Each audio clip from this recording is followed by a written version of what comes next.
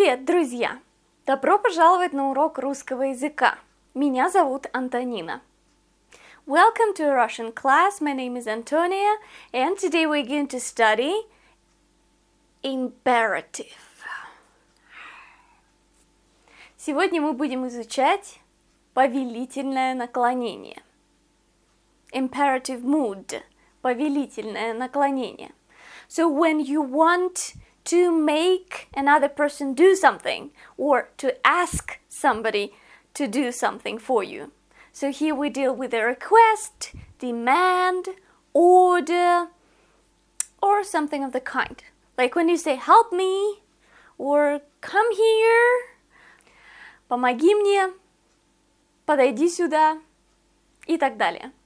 Okay, now here we're going to deal with several forms. Two basic forms. The first one is when we address one person in quite a friendly way, or actually it can be a rude way. Эй, ты, иди сюда, поговорить надо. So it can be quite rude, or it can be friendly, like иди сюда, помоги, пожалуйста, у меня проблема. Come here, help me, I have a problem. So, anyway, it is personal. It's quite personal because here we're going to deal with the pronoun ты. Ты. I hope that you know the difference between ты and вы when you address one person. Вы is polite, official. Okay, let's get back. The first case, when we address one person in a friendly, quite easy, personal way. Here, you take a stem of a verb, BTW. When we deal with imperfective verbs, we take present stem, present tense stem. And when we deal with perfective verbs, we take simple future stem. Okay, let's try to find this stem. For example, let's take the verb читать, read. Читать. It's an imperfective one, and we take the infinitive and put it in present by adding some personal endings. For example, we say я читаю. Ты читаешь. Они читают. So the endings you, ешь, ют, we take them away and we see that the stem is чита. Let's take a perfective verb. For instance, поговорить. Я поговорю. Я сделаю что? In future, what will I do? Я поговорю. So the endings are actually the same as for imperfective present, the same for perfective simple future. So here я поговорю, you, ты поговоришь, ишь, они поговорят, ят, and so on. So you take away the endings and we have поговор. This is the stem. Okay, so now we know how to find the stem, BTW. As for the endings, they depend on the type of conjugation. Do not forget that there are two. If you do not remember this information, then take a look at this class. And BTW, if you do not remember the difference between imperfective and perfective verbs, then take a look at this class over here. And now let's get back to our topic, imperative.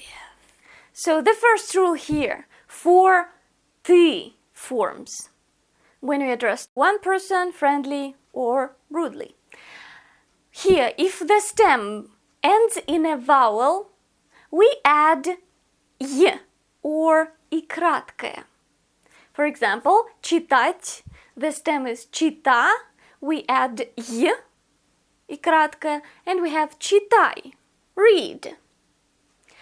Рисовать. How do we say it in imperative?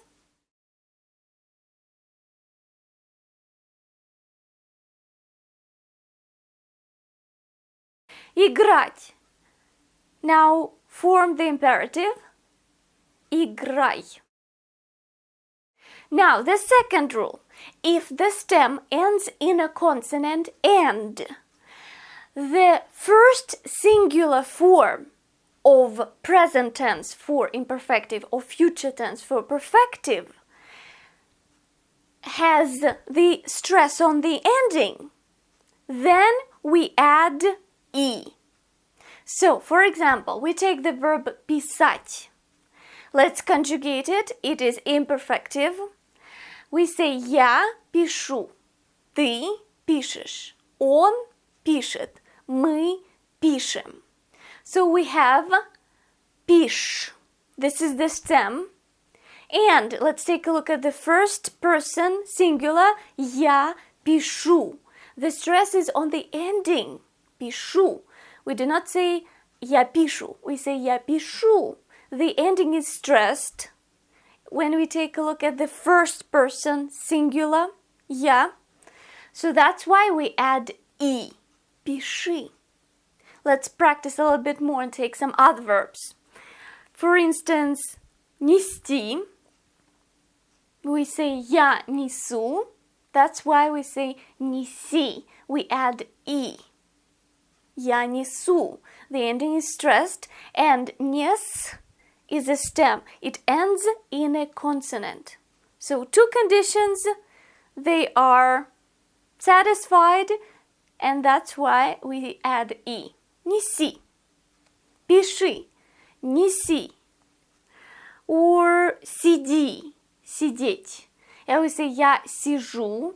Here, by the way, be careful. Some verbs change their consonants, so there is чередование согласных. We are going to talk about it later, not in this class, because it will make this class too long. But anyway, be careful once again that some Russian verbs are conjugated in an unusual way. Here we change «д» into «ж». And that's why we say «я сижу». «У» is stressed, the ending is stressed, and that's why we add «и». Сиди. Then, for example, посмотреть. It is perfective. We take simple future form. Я посмотрю. Ты посмотришь. Они посмотрят, and so on. So, я посмотрю. The ending «ю» is stressed. The stem посмотр ends in a consonant. Once again, two conditions are satisfied, and we add «и». Посмотри. Now, and the third rule. If the stem ends in a consonant, but the first person singular form is not stressed on the ending, then we add the soft sign, not «и». Like the verb бросить. It is perfective. We take future forms. Я брошу, ты бросишь, он бросит. And we see that я брошу, the first person singular form, я брошу, is stressed not on the ending. It is stressed on the stem. Я брошь. Брошь is a stem here, consonant at the end. So that's why we add the soft sign. We say брось. Also here, interesting, сидеть, сиди, but сесть, сядь, because so it's peculiar, because here if we conjugate the verb сесть, we say я сяду, ты сядешь, он сядет. So the stem ends in a consonant. The first person singular, я сяду. This is perfective, that's why these are future forms, simple future forms. And the stress is not in the ending, that's why we say сядь, not сиди, but сядь. And by the way, we say сиди. This is derived from an imperfective, сидеть. And сядь is derived from a perfective, сесть. By the way, сиди. Take a closer look here. We do not take the first person stem here. So whenever you take the stem form, better take the form of the third person plural when you form the imperative. Because sometimes the first person has some peculiar forms, so you should be careful about that. All in all, there are 3 basic rules, and if you memorize them, it will be quite easy for you to form the imperative. Now, as for the second case, when we address many people, or when we address one person but in a polite or official way, when we say вы,